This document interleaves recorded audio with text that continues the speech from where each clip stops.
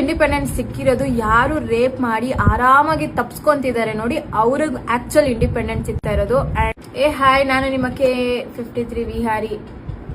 Happy independence day to everyone, but not for girls.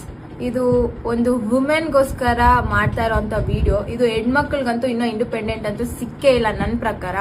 ಇವತ್ತು ನೋಡ್ತಾ ಇರ್ಬೋದು ನ್ಯೂಸ್ಗಳು, ನಾವು ಎಲ್ಲರೂ ಇಂಡಿಪೆಂಡೆನ್ಸ್ ಡೇ ಆಗಿರ್ಬೋದು, ಯಾವುದೇ ಹಬ್ಬ ಬಂದಿದ್ರು ಆಗಿರ್ಬೋದು, ನಾವು ಸ್ಟೋರಿಗಳಿಗೆ ಹಾಕೊಂಡು ಫುಲ್ಲು ಇದು ಮಾಡ್ತೀರಿ.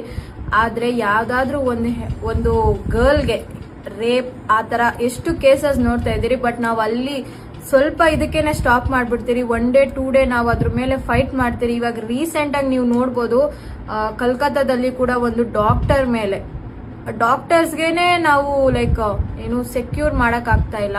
ಮತ್ತೆ ಚಿಕ್ಕ ಮಕ್ಕಳು 5 ತಿಂಗಳಾಗಿಲ್ಲ, 3 ತಿಂಗಳಾಗಿಲ್ಲ, ಆ ತರ ಮಕ್ಕಳ ಮೇಲೆಲ್ಲ ರೇಪ್ ನಡೀತಾ ಇದೆ. ಈ ತರ ಇರ್ಬೇಕಾದ್ರೆ